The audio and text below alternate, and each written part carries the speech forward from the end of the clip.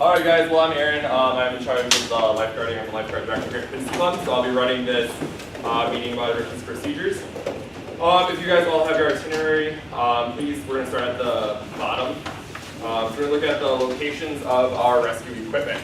Then we know where the AED is located in the facility. Lower desk. Lower desk on that first pillar, so when you go right down the main stairway, it is going to be right to your right on that main pillar right there. Okay. What about the hazmat bags? Where would we get hazmat bags? Laundry room. Laundry room. Where in the laundry room? In the back rack, is there some right, or right next to it? Yes. So we're gonna go past the dryers. It's gonna be on the. It'll have like the rag bin, and then it's gonna be in. There's a red garbage bag full of extra hazmat bags. Okay.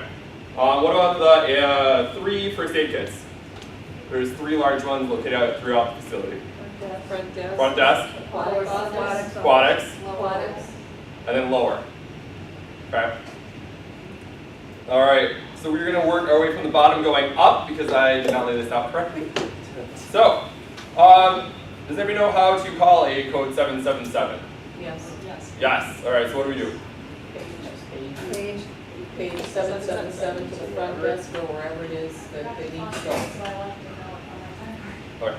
So yes, you were going to push the page button on your telephone and you were going to say 777, whatever the location is, to 777, whatever the location is. You are always going to repeat it twice in case you do not get it out on the first try, or it may be loud in a room so that way they can hear it on the second try, hopefully. Okay.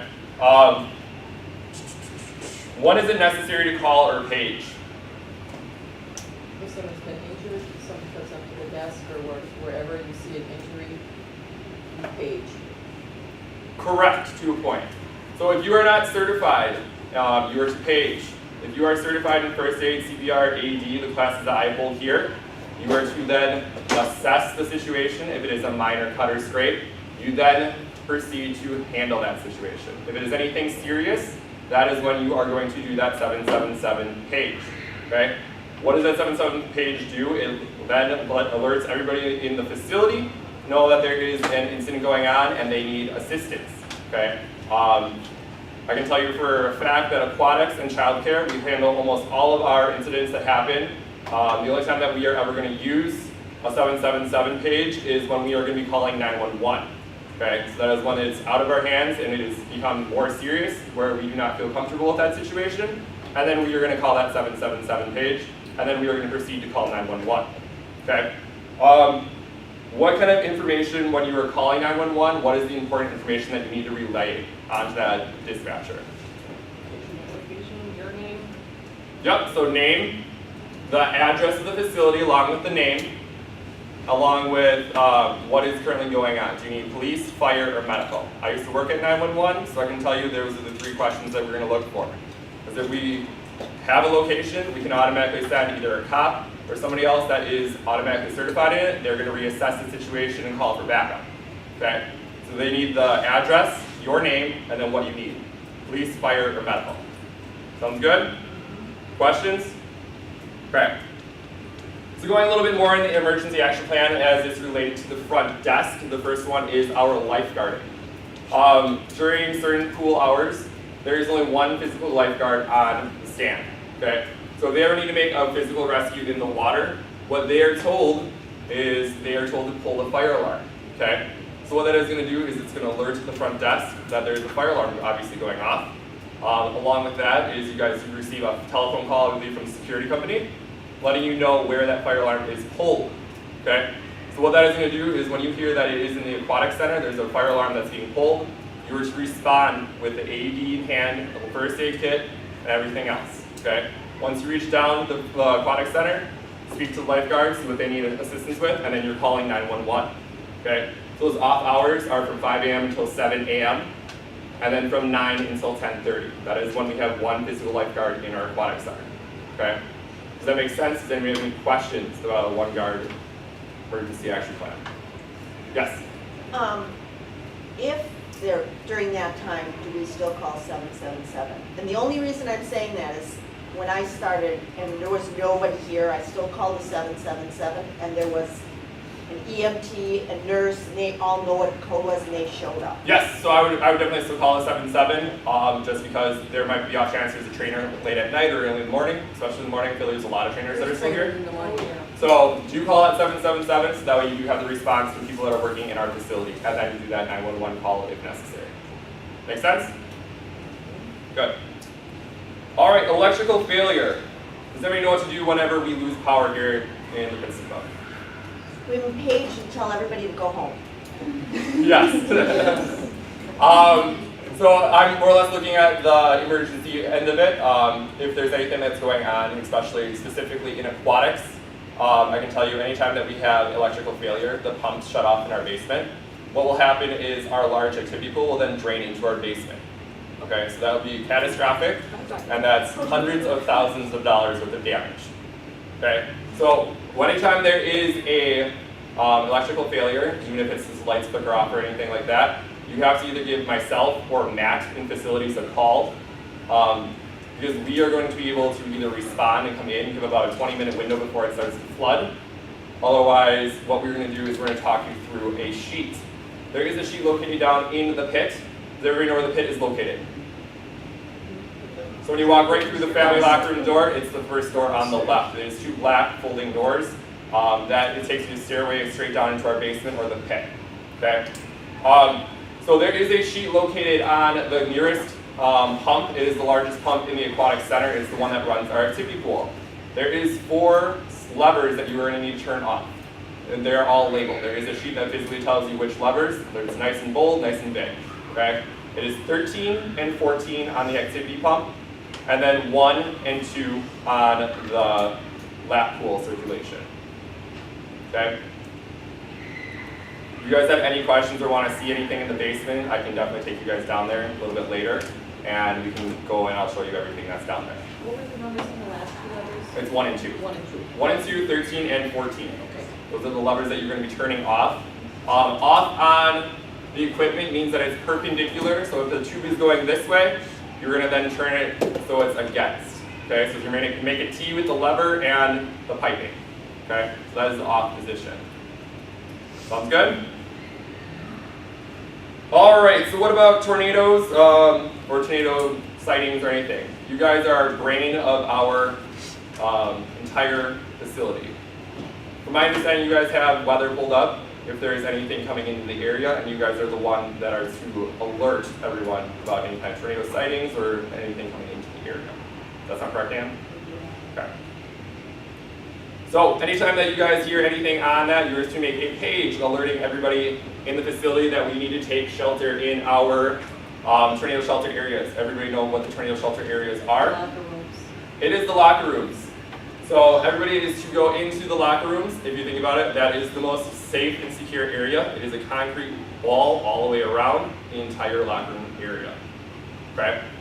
So anytime that you guys need to do a tornado, or have a tornado in the area or sighting or anything like that, you have everybody evacuate to the locker rooms. They go into whatever gender appropriate locker room they go into, and then you guys are to do a final sweep of the facility. Okay, making sure that everybody is out of every nook and cranny and are in the tornado shelters. All right, good. Going to fire alarms. When a fire alarm is pulled, again, from my understanding is you guys get an alert from our security company letting us know that there is a fire alarm being pulled. Then there is somebody that is sent to go sweep the area to make sure that there is either a fire or B, that it was a false alarm. Okay? And then you guys are to make an announcement and letting the entire facility knowing that there is a fire, everybody needs to evacuate out of whatever appropriate exits, and or B, that it is a drill or a false alarm. Sounds correct? And then I believe the next step is you're going to call Matt so that he can reset our fire alarms. Is that all correct? Sounds good. Awesome. All right, so what we're doing. If you can't get a hold of Matt, and the fire department usually comes anyways. They know how to do it. Fix the pins and stuff, and I do, in my yellow binder underneath the time, in there's all extra pins and a key to turn off the alarm, so in case they need that. Sounds good.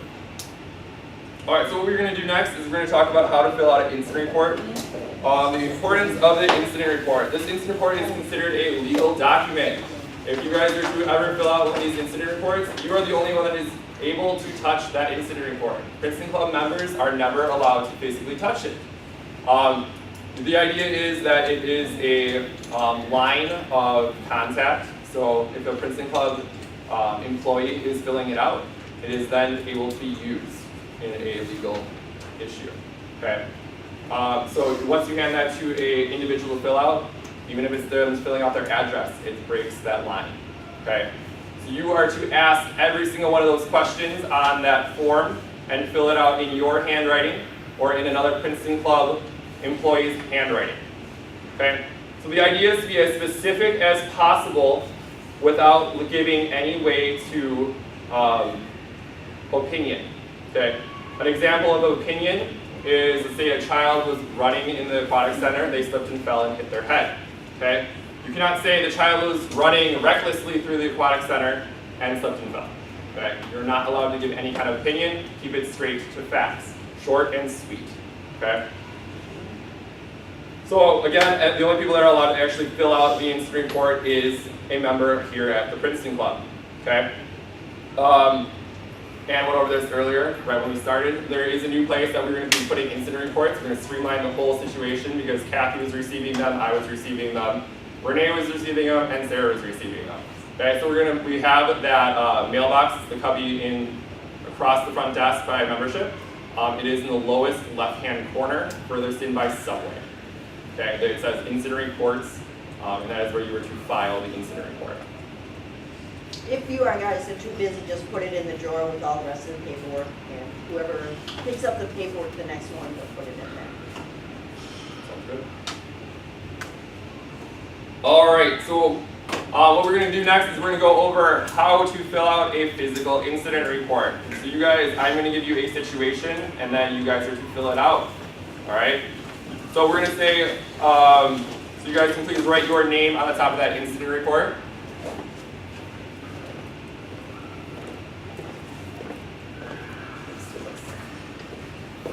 All right, so what we're going to do again is be as specific as possible without leaving any kind of opinion in it. So you do not have any kind of opinion. So I'm going to give you the situation where a child, her name is Samantha. She runs, slips, and falls in the aquatic center. The mother's name is Tammy, all right? So what you guys are going to do is you're going to put your name, where in the club did it occur, put the aquatic center, and then be a little bit more specific, put near the jungle gym. Okay, so again, you want to be as specific as possible when it comes to that, because if we do have to file an insurance claim, if you say aquatic center, then we are just going to assume it's somewhere in the aquatic center. They have to maybe come back and take photos of where this incident occurred, so you want to be as specific as possible. Okay? Date and time today is March 1st, so that's 3/1 of 19, and today's time is 6:20. Again, the name of the injured party is Samantha. We're going to say her address is 123 Easy Street.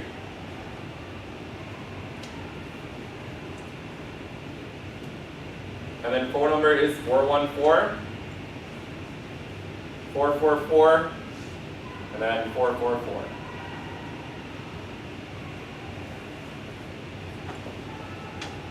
So I can tell you anytime that you have contact with a child under the age of 13, you have to ask for consent from an adult. So, okay, so this is a child, so we're talking to a parent currently, okay? So the phone number, we're going to say they are a child on the next line. They state that there is no previous medical history. Another major issue or major thing you guys want to remember is if they say anything about their having heart issues or they have seizures or anything like that, they've had surgeries recently, you want to mark that down. Anything they physically tell you, you want to write down. The idea behind that is so that they cannot come back and then say, well, this injury was caused by this fall, even though they told us there was another injury underlying it. Okay? All right, so what was the activity of the person doing? Again, be as specific as possible. So she was running in the aquatic center and slipped and fell. You could put NA for not applicable for the next one because there was no equipment used. The next thing we're going to talk about is how to be specific about the person, okay? So you do not want to say they're just wearing a swimsuit. We hope that they're at least wearing that swimsuit in the aquatic center, okay? Be as specific as possible, so let's say she is wearing a red one-piece swimsuit.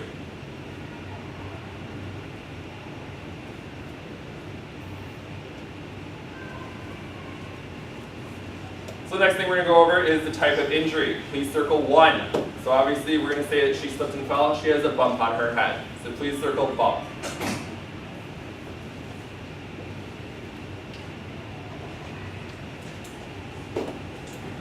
Alright, so the next section. This is the one where if we ever have to do a 777 code, especially in aquatics, we're going to be calling 911. Because she is a small child, let's say she fell down, she hit her head, she hopped up, she cried, we gave her that ice pack, we gave her a Band-Aid, she's fine, okay? So if she's crying for extended periods of time, or if she's losing consciousness, or she's going in and out, she's not really with it, then we're going to assume that it's more of a severe issue. And at this point, we are probably going to call that code, and then call 911. We're going to say this is a less severe injury, so we're going to say that she hopped up, she cried for a little bit. So there was no ambulance called or no 911 called, okay? The ambulance was not used. And this next line, it is in reference to going to the hospital or to a doctor. It's not physically coming up to the guard or to an employee. This is just, they tell you, oh, she cut her face and it looks like she needs to get stitches. They'll tell you, okay, we're going to go to the doctor and possibly look at getting stitches. That is what this next line is. So if they state that they're going to seek medical attention, that is what that line is. We're going to say she doesn't. She hops up, we give her that ice pack, and she's okay.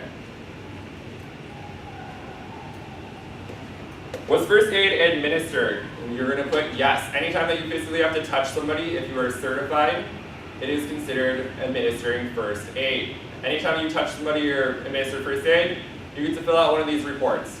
Okay? Make sense?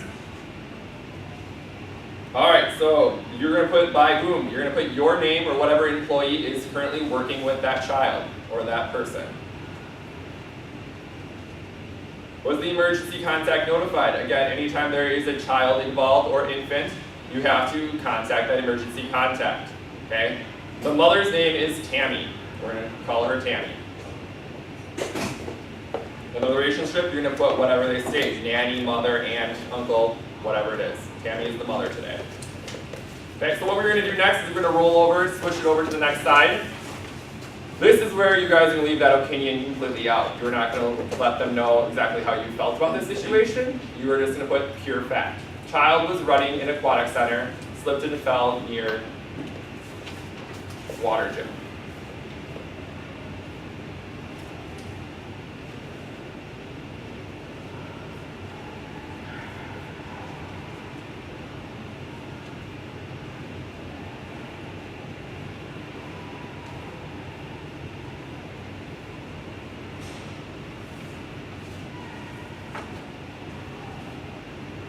Alright, so next line, were there any witnesses? I can tell you any time where there is a major emergency and we're calling 911, if there is a witness, you do want to get their name and phone number. Okay, so that way we have to refer back to this piece of form, and you know that there's somebody there, but you can't quite think of their name. This is why we refer back to these forms. Okay, so if you do see a witness in the area and it's a major emergency, let's say a drowning, or somebody has a heart attack or a stroke or anything like that, and somebody initially found them, you want to get their name and number, and this is where you're going to put it on this form. Okay, we're going to say there was no witnesses for this situation. The next section is the diagram of the body. So what you're going to do in this section is you are going to circle and then put an X through that circle of where the injury occurred. Okay, so she slipped and fell and hit her head. Okay, so you're going to circle that skull, and then you are going to put an X through it. The word or the body part? What? Should we circle the word skull or just the body The part? actual body part. You actually physically want to put it on the diagram. Alright, and then before this next section, this is where if they want to sign this form saying that this all sounded correctly, what I always do is I go back, I flip it back over, and I read through it. Okay? So what I usually do is I'll be like, alright, I just got all the information, I just want to make sure everything sounds correct, and then I'll have you sign the form. So what you do is you flip the form back over, and then you read it directly back to them as it is. I'm the employee completing this form. My name is Aaron Colhat. This incident occurred in the aquatic center near the water gym. Today's date is March 1st at about 6:20 27. The name of the injured party is Samantha. Your address is 123 Easy Street. The phone number is 414-444-444. The member is a guest. There is no previous medical issues. The activity the person was participating in was running in the aquatic center. There was no piece of equipment involved. The injured person was wearing a red one-piece swimsuit. The type of injury was a bump or bruise. We did not contact 911. We did not call an ambulance. You did not seek medical attention. You told me that you weren't going to the hospital. The person did not refuse the medical attention. First aid was administered. It was administered by myself. Again, my name is Aaron Colehab. What type of first aid? We gave you an ice pack and a Band-Aid. The name of the contact, or the emergency contact, was notified. The mother, her name is Samantha, or Tammy. The description of the incident was that Samantha was running in the aquatic center, slipped and fell and hit her head. There was no witnesses, as there was no witnesses. The incident occurred and the injury was on her head. And then if everything sounds right, if you would please sign the bottom of this form and then date it. Anybody does have the right to refusal of signature. If they refuse a signature, right refusal on the actual form. Okay? So this form will physically protect that individual. Let's say that Tammy takes Samantha to the hospital. The hospital questions whether or not this is abuse or anything like that. So this is where they're going to tell you, oh no, it actually happened at the Princeton Club. What that hospital will do is they had then called the Princeton Club, and we have documentation saying that there was a child with a description of Samantha, and she was injured here at the Princeton Club. So if you think about it, it protects them on their side, and then on our side, it does protect us because it has a physical documentation of everything that we had interacted with that person or that individual. Make sense? Okay, so you always want to read over it. They do have the right to refuse any kind of medical attention, and they do have the right to refuse a signature. But you are still going to fill one of these out anytime you physically have to touch anybody in the facility. Questions? Good. All right, so that concludes the meeting end. Does anybody have anything they want to go over before we start going into the actual using the mannequins and anything like that? Yes? So if there's like, if it's like busy time and there's like trainers and everything here, do we need to actually go since we're first aid certified, or should we let one of the trainers in? If there's somebody in the area, you're more than welcome to have them take over. Okay. Any other questions? All right, sounds good. Is there anything with the pumps for the outside pools? No, those are all Outside of